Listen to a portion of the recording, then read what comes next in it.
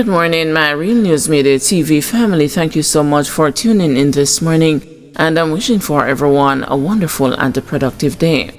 And in the news of this morning, woman pleads guilty to murder of Canadian pensioner. A 30-year-old woman has pleaded guilty to the 2017 murder of a Canadian pensioner. Sadine Green of Edgewater Avenue, Portmore, St. Catherine, admitted to killing 82-year-old Fitz Albert Barnes when she appeared in the St. Catherine Circuit Court on Tuesday.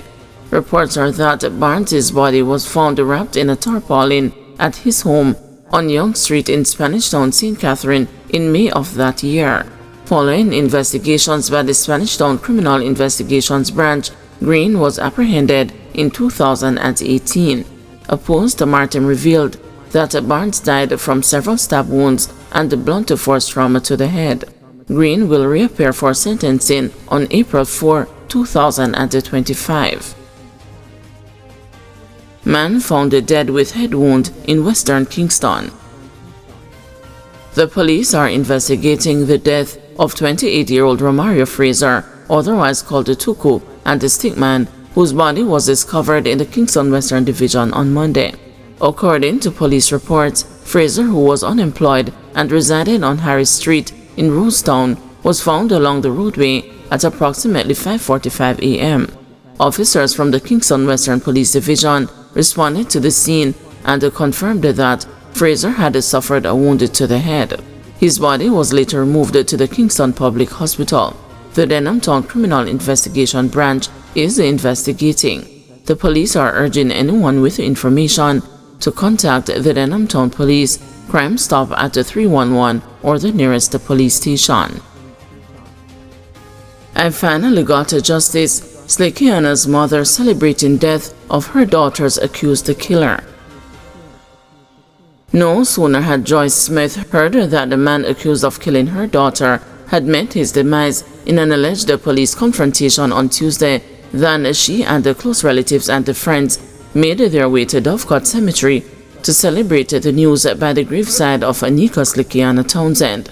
Superintendent of Police Andrew Nish, the commanding officer for the Hanover Police Division, told the news that 35-year-old Roshan Patterson's death occurred on Tuesday morning during an operation in the Dundee Pen area of Lucy, Hanover. He was shot and injured, and when they took him to the hospital, he was pronounced dead. It was an intelligence-led targeted operation in the Lucy police area, Nish said in a brief interview with the news. He did not state what led to the police operation. Smith's jubilant mood on Tuesday was in stark contrast to her mournful patience in October 2024, when she indicated that she was constantly praying for justice. At that time, Smith said that neither she nor her family had received the counseling.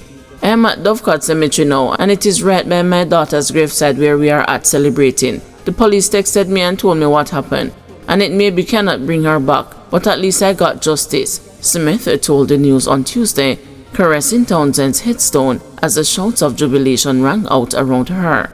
I was waiting for justice and now I finally got it. I never wanted Patterson to get sentenced to eat taxpayers' money, and I was never sure you would get sentenced either, so I am sure now that I got my justice, Smith added.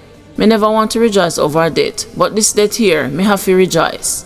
When contacted by the news, Patterson's attorney, Dion Miller, expressed a surprise at the news of his death and stated that she would need to contact his relatives for confirmation. Subsequent attempts to reach her were unsuccessful. Patterson had been arrested on November 2, 2022, just over a week after Townsend's body was found floating in the sea off Reading in St. James. He was charged with murder after a post-mortem determined that Townsend had been strangled. Townsend, 35, had reportedly traveled from Kingston to Montego Bay, St. James on October 20, 2022 and was picked up by Patterson. They visited a restaurant in Hanover and a guest house in St. James before an argument reportedly ensued, after which Townsend was strangled and her body disposed of. At the time of his demise on Tuesday, Patterson had been out on bail, awaiting his next appearance in the St. James's Circuit Court on October 15 this year.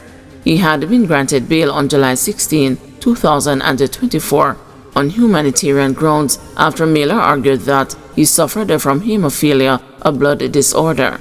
Patterson had previously been denied bail on at least 3 occasions prior to July 16, 2024, due to concerns that he was a flight risk and could potentially reoffend if granted bail.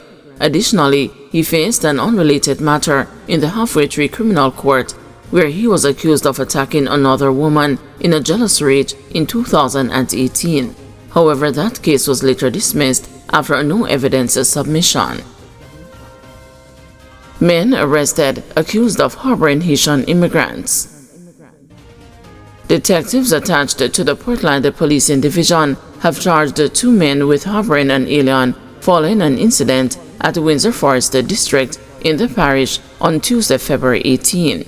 Charged are 54-year-old Maurice Mayers, otherwise called Freddie, a carpenter, and 28-year-old O'Shane Mardo, both of a Portland address.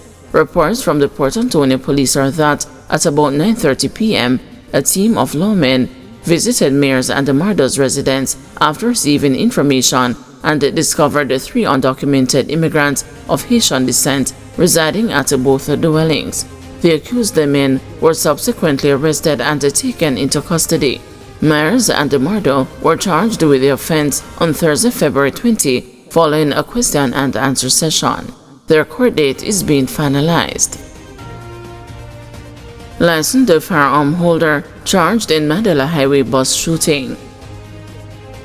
The St. Andrew South Police have charged a licensed firearm holder in connection with a shooting incident on a bus along Mandela Highway in the vicinity of the 6 Mile Bridge on February 17, in which a forklift operator was seriously wounded. Peter Campbell, a 57-year-old driver employed to Dex Management and Logistics Services, is charged with wounding with intent and using a firearm to commit a felony. Investigators had reported that Mr. Campbell, who was contracted to pick up and drop off workers employed to Dex Management, was involved in a dispute with a forklift operator. The forklift operator reportedly fell asleep and missed his stop in Portmore, St. Catherine. Realizing he was back on Spanish Town Road, the forklift operator reportedly urged Mr. Campbell to turn the vehicle around, but the driver allegedly refused. This led to an altercation which escalated when Mr. Campbell pulled his licensed firearm and opened the fire on the forklift operator. The operator sustained bullet wounds to the head and upper body.